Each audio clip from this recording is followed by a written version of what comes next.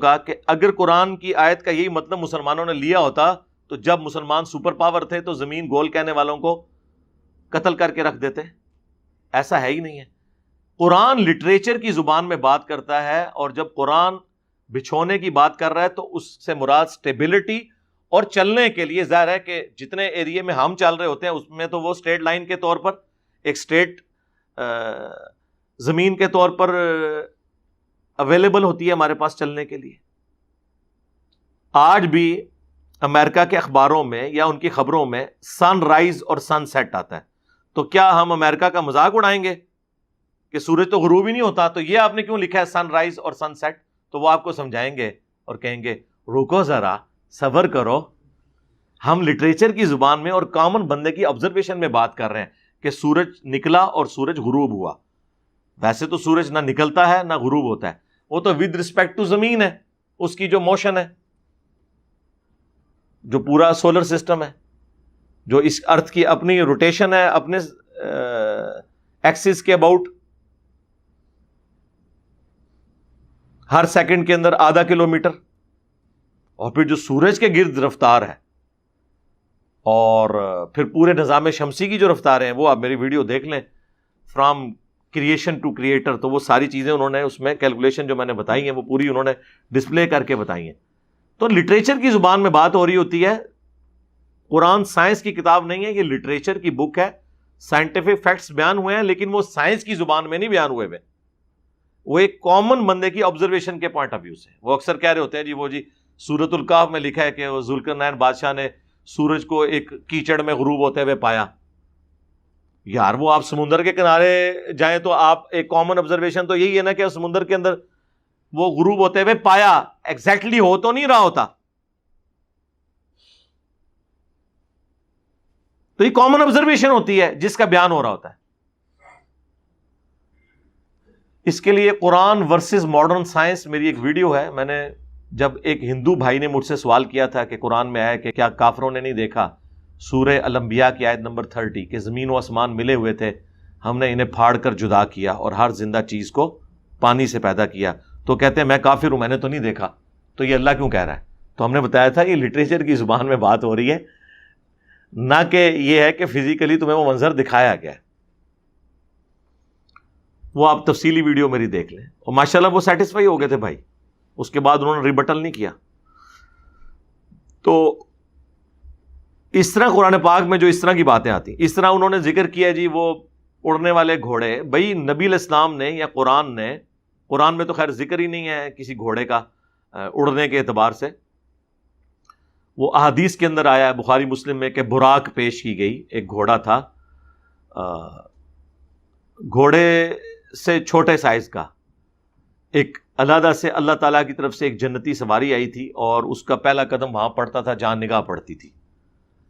تو وہ اللہ تعالیٰ نے کوئی سواری نبی علیہ السلام کے لیے بھیجی، وہ اس فزیکل ورلڈ کی چیز ہی نہیں تھی. ورنہ تو اس زمانے میں کوئی ایسی سواری تو ہے ہی نہیں تھی کہ آپ 40 دن کا جو پیدل سفر ہے وہ راتوں رات طے کریں، وہاں آپ نماز بھی پڑھائیں، بیت المقدس میں واپس بھی آ جائیں. یہ سب کچھ معجزانہ طریقے سے ہوا. اس کا تعلق اس فزیکل ورلڈ کے ساتھ نہیں ہے. یہ ایمان بالغیب سے تعلق رکھتی ہیں چیزیں، اور یہ ان کے لیے ہوں گی جو پہلے ایگزسٹنس آف گاڈ کو مانیں گے، اس کے بعد آگے معاملات چلیں گے. اس کا مقدمہ یہ نہیں ڈسکس ہوگا کہ ہم نے یہ ثابت کرنا ہے. ہم نے نہیں کوئی ثابت کرنا، نہ ہمیں ضرورت ہے ثابت کرنے کی. ہم نے خدا کی ایگزسٹنس کے اوپر بات کرنی کہ یہ کریشن کسی نے بنائی ہے یا خود بن گئی ہے، کیا یہ کسی کا ڈیزائن ہے یا یہ ایٹ رینڈم سارے معاملات چل رہے ہیں. زمین کا سورج سے فاصلہ، یہ جو فائن ٹیوننگ ہے کسی کے رکھنے کے اوپر ہے، یہ خود بخود ہے کہ وہ اس زمین کو رہنے کے قابل بنایا گیا ہے. تھوڑی سی دور ہو جائے یا تھوڑی سی قریب ہو جائے تو کوئی زی روح اس کے اوپر زندہ نہیں رہ سکتا. پھر یہاں پہ آکسیجن کی مقدار جو رکھی گئی ہے، یہ ملینز آف فائن ٹیوننگز ہیں اس پلانٹ ارتھ پہ زندگی کو قائم رکھنے کے لیے. اور سائنٹسٹ کہتے ہیں یہ اتنی فائن ٹیوننگ ہے کہ ایک اگر بال پوائنٹ کو یا ایک پینسل کو اس کی نوک کے اوپر کھڑا کر دیا جائے، یہ کھڑی ہو سکتی ہے؟ مجھے بتائیں کتنا بیلنس چاہیے. اور 1 ارب سال تک، 1 بلین ایئرز تک یہ کھڑی رہے. اس سے زیادہ بیلنس ہے اس کائنات کے اندر. جو ذرا سا بھی ڈسٹرب ہو جائے تو ہر چیز درم برم ہو جائے. تو یہ اتنے بڑے بڑے معجزات آپ دیکھ رہے ہیں. میں کہتا ہوں جی کسی ایسے گھوڑے پہ سواری کرنا جو اڑتا ہے یہ چھوٹا معجزہ ہے, اور انڈے میں سے چوزا نکلنا یہ بڑا معجزہ ہے, اور بیج میں سے 6 ارب گنا بڑا درخت نکلنا یہ اس سے بڑا معجزہ ہے. لیکن یہ وہ فزیکل فینومینا ہے جس کے ہم عادی ہو چکے ہیں, اس لیے ہمیں یہ معجزہ فیل نہیں ہوتا. وہ تو بہت چھوٹی چیز ہے لیکن اس کے ہم عادی ہیں, اس کے عادی نہیں ہے تو ہم اس کا مذاق اڑا لیں گے. تو جو اللہ اتنے بڑے بڑے کام کر رہا ہے اس کے لیے کوئی مشکل ہے؟ جس اللہ نے روشنی کو یہ رفتار دی ہے کہ 1 سیکنڈ میں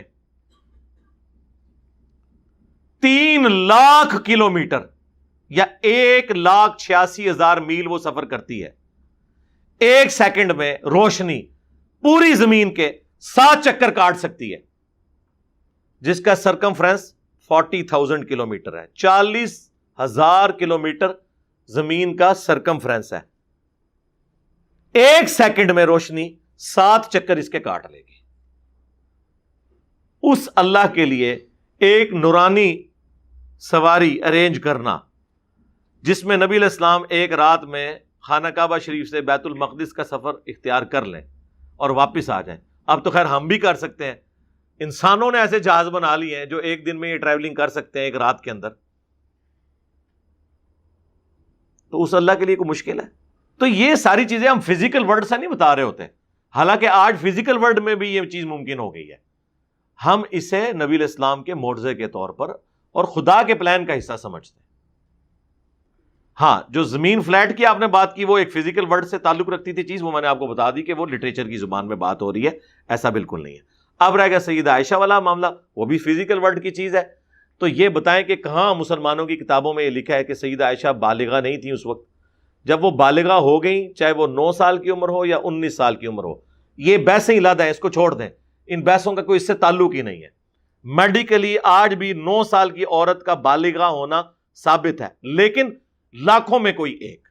اور ہم مانتے ہیں کہ ہماری ماں لاکھوں نہیں اربوں میں ایک تھی جس کو اللہ نے ڈیوٹی سونپی کہ اس نے نبی علیہ السلام کی آئلی زندگی کو ٹرانسفر کرنا تھا, اور حضور کی وفات کے بعد 47 سال تک بغیر اولاد کے, بغیر خاوند کے زندگی گزارنی تھی, اور امت تک نبی علیہ السلام کی آئلی زندگی کو ٹرانسفر کرنا تھا. سیدہ عائشہ سلام اللہ علیہا تو وہ اسپیشل خاتون ہی تھی, بالکل اسپیشل تھی, میڈیکلی بھی اسپیشل تھی اور ہمارے لیے ویسے ہی اسپیشل تھی. تو یہ ویسے چھوڑ دیں, اور شادی ہوئی ہے, آپ کو اس سے کیا لینا دینا ہے؟ پھر کہتے ہیں جی آپ اپنی بچی دیں گے. جی دنیا میں کون بدبخت ہوگا جسے یہ پتا ہو کہ یہ شخص اللہ کا نمائندہ ہے دنیا میں, اور وہ اپنی بیٹی اسے دینے کے لیے تیار نہ ہو جائے, اور اس بیٹی نے امت کی ماں بننا ہو اور جنت میں رسول اللہ کی بیوی بننا ہو. یار آپ لوگ تو پولیٹیکل خاندانوں کے ساتھ, دنیا میں جو طاقتور حلقے ہیں ان کے ساتھ رشتہ داریاں بنانے کا سوچتے ہیں. جو کائنات کے پلان کا مالک ہے, اس کی جو محبوب ہستی ہے, اس کے ساتھ رشتہ داری کا کوئی نہیں سوچے گا.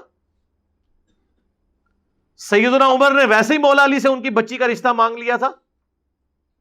انہیں کیا جنت کی بشارت نہیں ملی ہوئی تھی؟ لیکن انہوں نے کہا کہ میری خواہش ہے کہ میری رسول اللہ کے خاندان کے ساتھ رشتہ داری ہو جائے. اور پھر سیدنا علی نے اپنی بیٹی کا نکاح ان سے کیا. تو آپ یہ سارے کے سارے وہ معاملات ہیں جو اس کے ساتھ تعلق رکھتے ہیں, انہیں اس کی امپورٹنس کا پتہ ہے. یہ کوئی اعتراض بنتا ہی نہیں تھا.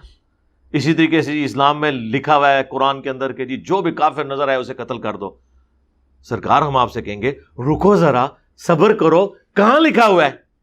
اس کے آگے پیچھے پڑھو, سورہ التوبہ کھول کر دیکھو, وہ تو سراپا رحمت ہے.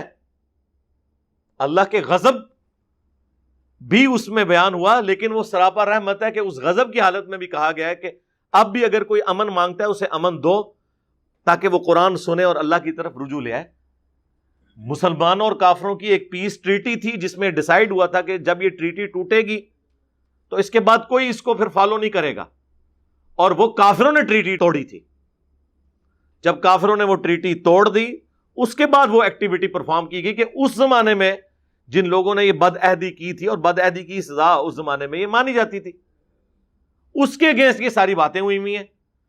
نہ کہ یہ ہے کہ جو بھی کافر نظر آئے یار مسلمانوں نے 300 سال یہاں حکومت کی ہے، آج بھی 50% سے زیادہ، بہت محتاط اندازہ لگا لیں، ورنہ میرے نزدیک تو 70% سے زیادہ اس وقت بھی سب کانٹیننٹ میں کافر ہیں.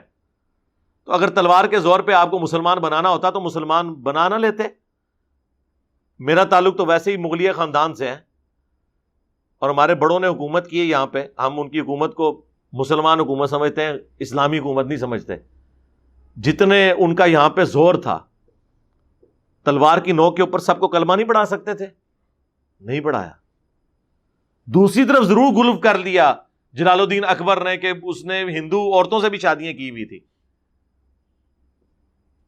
مسلمان ہمیشہ مائنورٹی میں رہے یہاں پہ، لیکن پھر بھی حکومت میں رہے، اس کے باوجود انہوں نے کبھی تلوار کے زور پہ لوگوں کو مسلمان نہیں کیا. لہٰذا یہ بالکل، البتہ جو شروع میں اسلام پھیلا رومنز اور پرشین کے خلاف، تو ظاہر ہے وہ بدماش حکومتیں تھیں، استحصال کرتی تھیں عوام الناس کا.